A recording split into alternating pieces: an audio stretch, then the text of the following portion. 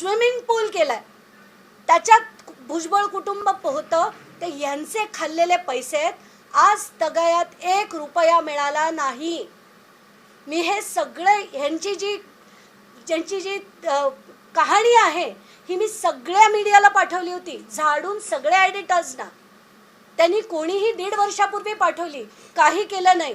मी सुप्रिया सुळेंना, ज्यांच्या परिवाराबद्दल मला यत्किंचितही आदर नाही, त्यांना सुद्धा मी जेव्हा पाठवलं, मी खरंच म्हटलं पाहिजे 30 सेकंदात त्यांचा मला फोन आला आणि त्यांनी माणूस पाठवून व्हेरीफाय केलं की खरंच यांची आज जी दयनीय परिस्थिती आहे. दयनीय परिस्थिती का म्हणते मी? ही 78 वर्षाची बाई आज यांचे केस कापण्यापासनं झाडू पुसणं, सगळं काम, स्वयंपाक करणं, सगळं ती घरी करते. आणि तिला एकच काळजी आहे की ती जर गेली तर उद्या या 3 मुलांना कुठे ठेवायचं. म्हणून मी अक्षरशः कधी पाऊल ठेवलं नसतं अशा वायबी चव्हाणमध्ये गेले. तिथे आमच्या बैठका झाल्या, पण ते निर्दयी लोक जे आहेत, समीर भुजबळ, हे प्रत्येक बैठकीला तिथे यायचे. ह्यांची परिस्थिती त्यांना नवीन नाही आहे, कारण ते ओळखतात त्या परिवाराला. त्यांनी हो हो हो हो केलं. शेवटी सुप्रिया सुळेंनी त्यांना जेव्हा अल्टिमेटम दिला, जानेवारी महिन्यात सांताक्रूज वेस्टला, आज मी तुम्हाला जे म्हणते की तिथे ते बिल्डिंग दाखवा, ते कशासाठी? यांना फक्त 8.5 कोटी देतो असं सांगण्यात आलं. जानेवारी महिन्यात देतो म्हणून म्हटलं, पण बहुतेक त्यांना कल्पना असेल की ते भाजपत जाणार आहेत, म्हणून तेव्हापासनं आत्तापर्यंत आम्ही सगळ्या नुसत्या घिरट्या घालून मेसेज करून एक डोरीन मीटिंग नावाचा ग्रुप बनवला होता सुप्रिया सुळेंनी. त्याच्यात सुद्धा अनेक वेळा त्यांनी विनंती केली, सगळ्यांनी विनंती केली की राजकारण जाऊ दे, खड्ड्यात जाऊ दे, चुलीत, या परिवाराला फक्त न्याय मिळू दे. तुम्ही गडगंज आहात. 2653 कोटीची तुमची संपत्ती, मी डिस्प्रपोर्शनेट ॲसेट्सची केस केली आहे. त्या पैशातले त्यांचे देणं, त्यांना मर्सी नको कोणाची, त्यांना फक्त जस्टिस हवाय, जस्टिस. तो आज तगायत त्यांना मिळाला नाही आहे. म्हणून मी सगळे प्रयत्न केले. त्यांनी जानेवारीपासनं पुढे करतो सांगितलं. मे का जून महिन्यात भाजपत गेले आणि तेव्हापासनं कंप्लीट बंद झाला हा विषय. आता मध्ये काही काळापूर्वी ते म्हणाले की दिवाळीच्या आधी समीर भुजबळांना पैसे द्यायचे. मग परत एका शुक्रवारी मला मेसेज येतो की ईडीने ती प्रॉपर्टी पेपरवर जप्त केली आहे, त्यामुळे वी कॅनॉट गिव्ह देम. मी म्हटलं तुम्ही कसे नाही देऊ शकत? ईडीने जरी ती प्रॉपर्टी जप्त केली आहे, यांची तर ती प्रॉपर्टी ओरिजिनली आहे. तो फर्स्ट अग्रीमेंटचं जे कन्सिडरेशन आहे, that has got nothing to do with ED attachment. म्हणून मी त्यांना परत सांगितलं, तरीही त्या युजलेस लोकांनी आज तगायत यांना 1-1.5 दमडी दिलेली नाही.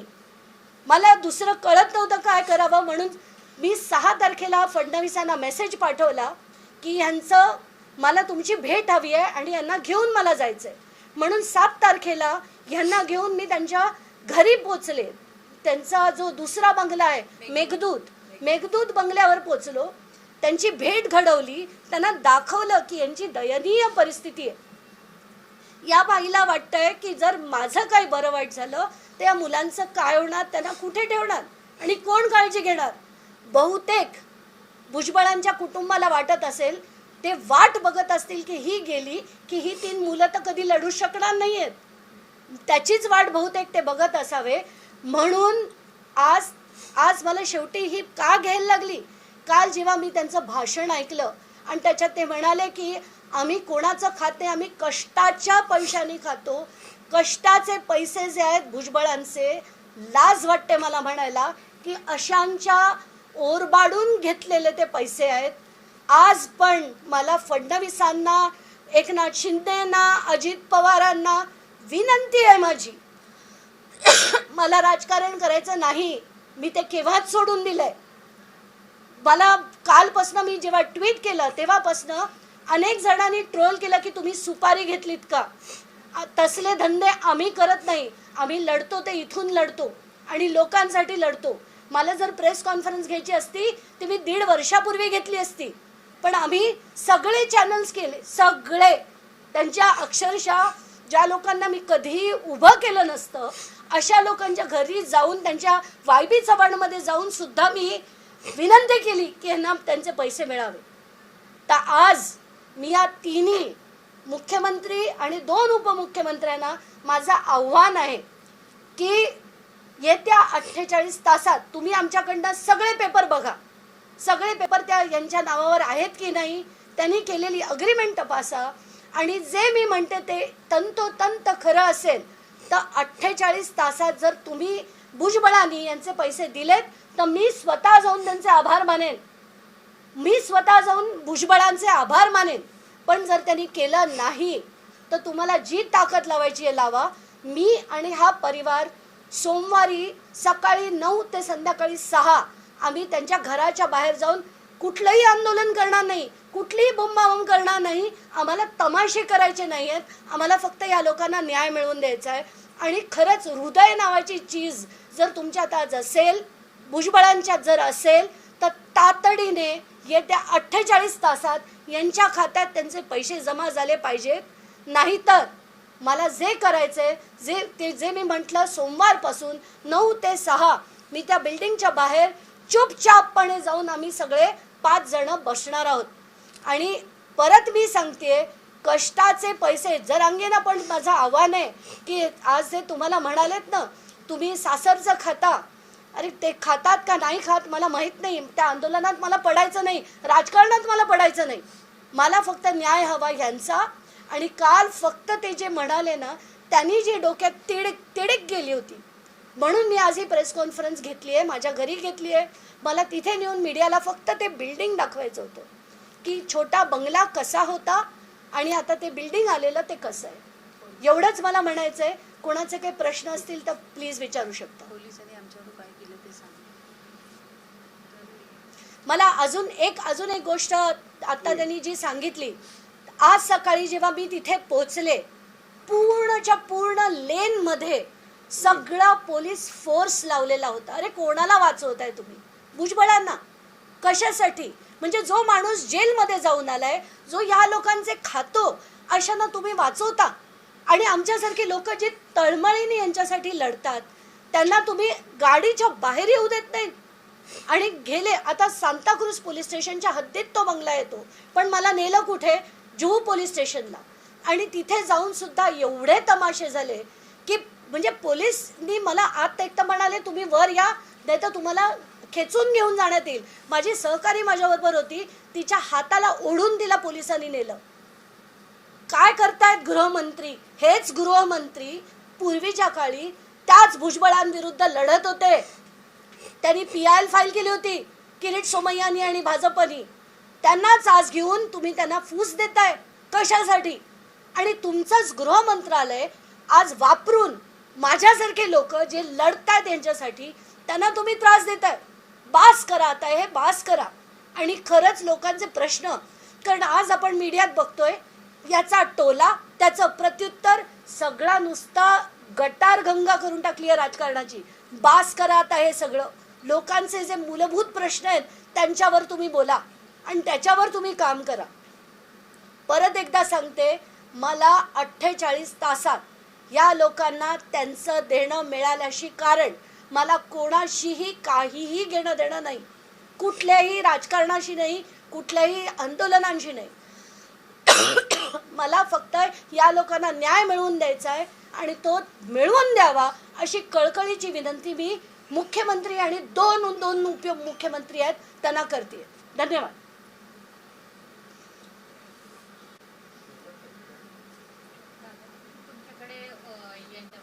हो हे काय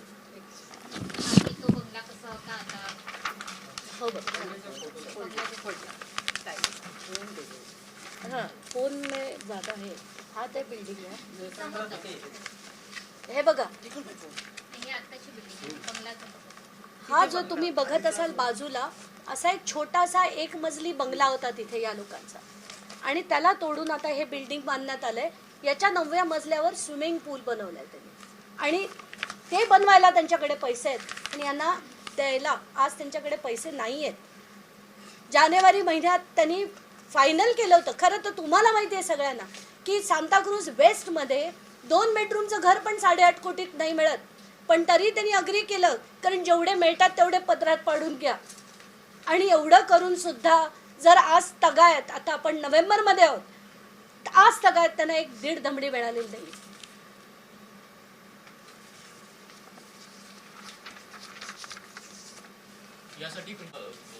भाऊ, त्यांच्याकडे केस कापायला पैसे नाही. कुठल्या कोर्टात जाणार ते, कुठल्या कोर्टात जाऊन कुठला वकील ते कुठून पैसे देणार. म्हणून मी माझ्या प्रेस नोटमध्ये लिहिलंय, त्यांच्याकडे पैसे नाहीत. त्या बाईला घरी स्वयंपाक धुणभांडी सगळं ती करते. त्यांचा हा मुलगा होली फॅमिली हॉस्पिटलमध्ये ॲडमिटेड होता. त्याला जनरल वॉर्डमध्ये ॲडमिट करून त्याची सर्जरी केली.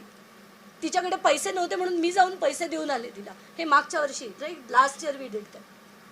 इतकी त्यांची दयनीय परिस्थिती आहे. तिचं कॅटरॅक्टचं ऑपरेशन आहे आता 30 नोव्हेंबरला.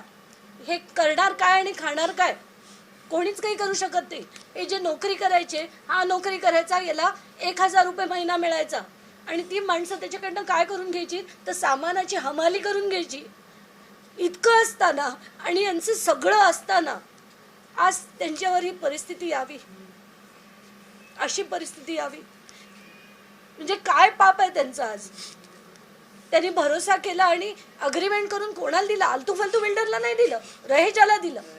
आता रहेजाने जर डायरेक्टली भुजबळांना हे दिवून टाकलं तर कसं करणार लोक आणि कसे लढणार आहे पोलीस यंत्रणा. आज पूर्ण पोलिसांचा जो तमाशा झाला, माझं जर कोणी ऐकत नाही यांचं काय ऐकणार, कसं लढणार आहे ते. मला सगळे म्हणतात तुम्ही आता FIR, तो FIR दाखव. FIR आम्ही केला 2016 मध्ये. आज तर काय त्याच्यावर पुढे काही झालं नाही, काही झालं नाही. ही FIR ची कॉपी आहे, 2016 मध्ये झालेला FIR आहे, आणि आज तगायत त्याच्यावर पुढे काहीही भुजबळांना झालं नाही. मी आज पोलीस स्टेशनमध्ये मला म्हणाले तुम्ही कंप्लेंट द्या ना. अरे मी कंप्लेंट काय, FIR झालेला आहे, समीर भुजबळचं नाव आहे त्याच्यात. असं असताना तुम्ही कारवाई करत नाही. आणि अशांना थारा देऊन परत फडणवीसांसारखे जे त्यांच्या विरुद्ध लढलेले होते ते त्यांना पुन्हा आज मंत्रीपद वाटतायत का, की यांच्यासारख्या अजून 1000 लोकांना लुटायला. वाईट वाटतंय मला, दुःख होतंय, दुःख होतंय या सगळ्याचं. चला, प्रेसला माझे धन्यवाद. की दादा व्यवस्थित दाखवा, या गरीब जीवांचा प्रश्न आहे. त्यांच्या डोक्यावर स्लॅब पडतो. ही जस्ट म्हणजे तिथून जस्ट आत किचन मध्ये गेली आणि धाडकन पडली. आणि प्रत्येकाला तुम्ही सांगते त्यांचं घर जाऊन दाखवा म्हणजे कळेल. नाही, एकालाही धड बोलता सुद्धा येत नाही, स्वतःचं काही करणार. काय करणार आहेत ती स्वतः, म्हणजे मुलं काय करणार, पुढच्या आयुष्यात काय होणार आहे. बाकी अंजली दमानी यांचं ते ऍक्टिंग खड्डेच जाऊ देत त्या. पण ह्यांच्यासाठी काहीतरी करा. हे इकडे हिंदी इंग्लिश मध्येच कळतं.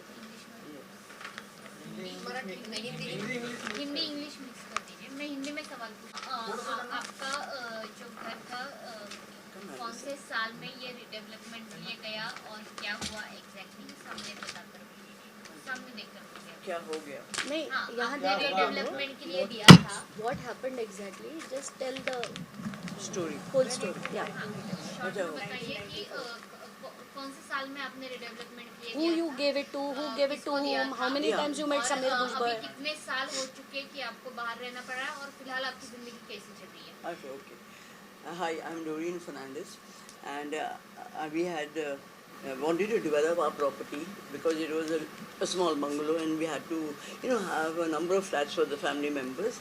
And so we approached Raheja. There's not Chandu, GL Raheja. He passed away, and it was our property was in charge of Chandu Raheja. Okay, and he didn't do anything about it for about 10 years. So, and then later on we came to know that Chandu sold the TDR rights to Parvesh Construction. Okay, with the connivance of the secretary of the society, that Willingdon Catholic Society. And when the bungalow was bulldozed, we were informed by some neighbors about it. We rushed over there and we saw huge boards on top, all different architects and all that stuff. Anyway, I wrote to everybody that we have not received a single prize and you don't dare go ahead. Stop work. I wrote a letter to Parvish Construction also to stop work immediately, but they just did not bother. Then they told us that we'll come back to you. And they took about 2-3 months, and they were just stalling. They were just wasting our time because they didn't want me to do anything about it. They wanted me just to keep silent so they get a chance to go up, to build. And they promised us with 5 flats, okay, and they allowed us in the beginning to enter the premises to see. My husband was an electrical engineer, and he was very particular, about measurements and things like that. So he used to go, we used to go. But the moment they built it, it was complete. They put big, gates and all that, and they did not allow us entry. So we could not enter at all, And then, and Raheja quietly sold and went off the picture. Then what they did is, they went to the registrar's office during that time. It was 18th June 2003.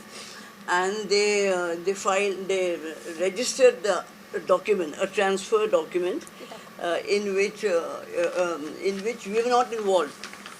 Only Rahejas were involved, Palm Shelter, okay, and Parvish Construction. Yeah, you continue. Yeah, and then I had a friend who told me go to the registrar's office and get a confirmatory copy. So I went and I took that trouble. I went and I went to Vanderkulla and got that thing. And there were 2 documents together. One was a transfer agreement, we were not involved at all, and a supplemental agreement in which our signatures were not there. It was signed by one Kukreja, he is a lawyer of Raheja, he signed. And Parvesh had some directors, so like the Naukavasi, so they also signed. We knew nothing about it. Then we approached them and we said, what is all this going on behind our backs? Then they said, we didn't know about that, you all in the picture. We took from Raheja. We paid Raheja handsomely and took it from him. And we didn't get anything. The Raheja had signed an agreement with us and he had given us one check for 1 lakh, okay, as a token. But we could not cash it because my sister-in-law, it was in her name and she was in USA.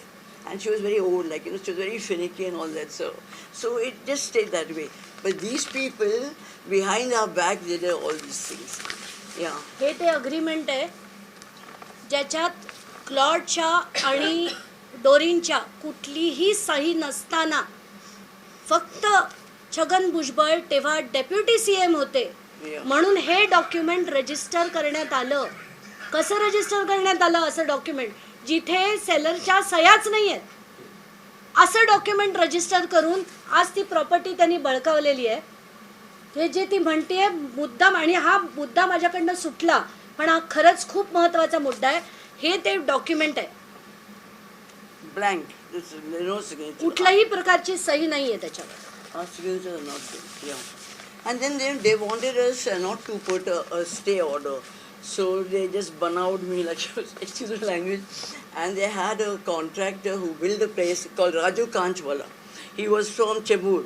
So I had to go to Chembur to meet him and discuss about how the drafts will be. They promised to give us our flats, but they were just bluffing us actually all along, and we didn't realize. And what three drafts they sent me for correction. So long as to take to complete the correct. I should send it and to send it back to me with the same thing repeated. So I really got fed up, तेव्हापासून आतापर्यंत इतके वर्ष झालेत. Yeah. एकदा नाही 100 वेळा भेटून 100 draft करून 100 वेळा बोलणी करून 1 रुपया सुद्धा आज तगाय त्यांना मिळालेला नाही. हेच पूर्ण त्याचा सार आहे. And they did this only to pass it the time so that the building will come up without anyone stopping it. And then, as I told you, once they closed the place with the chokidars and they kept dogs and all that, my lawyer, he passed away, he told me, don't enter that property because your life could be in danger. My lawyer told me this. आणि आता मला ना मुद्दाम मीडियाला सांगायचं की यांच्याशी 1-2 मिनिटं. Neville, please tell them what you feel. Time and money. Both is gone. Your house is gone. Please tell them that. I want my house soon. I want my house soon असं तो म्हणतोय. त्याला किती बोलायला सुद्धा त्रास होतो. तर अशा मुलांना काय करणारी आई घेऊन कसं सांभाळणार. ती 78 वर्षाची आहे. उद्या जर तिला काही झालं तर या 3 मुलांना सांभाळणार कोण. You also tell them what you want to tell them. Tell them. Tell them. Speak. Talk to the baby.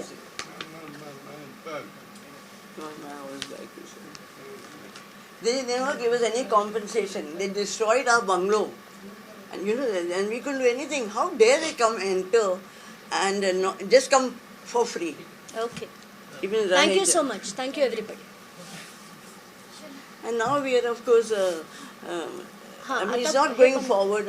Anjali has been very kind to us, and she is, किती वेळा सगळ्यांकडे फॉलो helping झाले. us सगळं and झालं.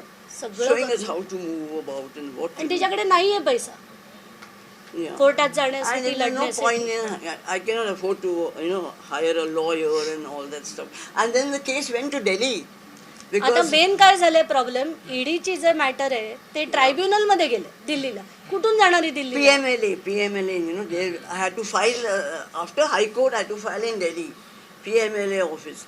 And then it was just going on, my lawyer was not showing much interest. म्हणून मी मध्यस्थी करून म्हटलं निदान त्यांना काहीतरी मिळू दे. निदान त्याची FD करून ती निदान एक फॅमिली ट्रस्ट बनवून मुलांना कुठेतरी ठेवेल. And I can't leave them and go to Delhi and attend a case, and you know how it gets postponed. Here in the High Court, 2 years I was fighting the case against Bhujbal. 2 years and nothing came of it. It was transferred to Delhi because it comes under that jurisdiction, Finance Ministry. Because what he said to the ED that he bought the Santa Cruz property with the Maharashtra Southern money. That's what I gave it to Maharashtra him. सदन घोटाळ्याचे जे पैसे होते ते इथे फिरवले. He bought this property. And म्हणून another- ईडीने ती attach केली. म्हणून आता त्यांना एक एस्केप रूट मिळाला. तर मी त्यांना म्हटलं याचा संबंध कुठे येतो. ईडीचा संबंध कुठे येतो. कारण हे पैसे जे आहेत ते तुम्ही फर्स्ट परचेस केल्याचं कन्सिडरेशन आहे. ही काय थर्ड पार्टी इंटरेस्ट नाही क्रिएट करत आहे तुम्ही. So there is no question. You have to just pay them for an agreement which was done years back. 92. That's it. 92. आणि 3600 स्क्वेअर फीटचे त्यांना पैसे द्यायचे होते. सांताक्रूज वेस्टला काय रेट आहे माहिती आहे.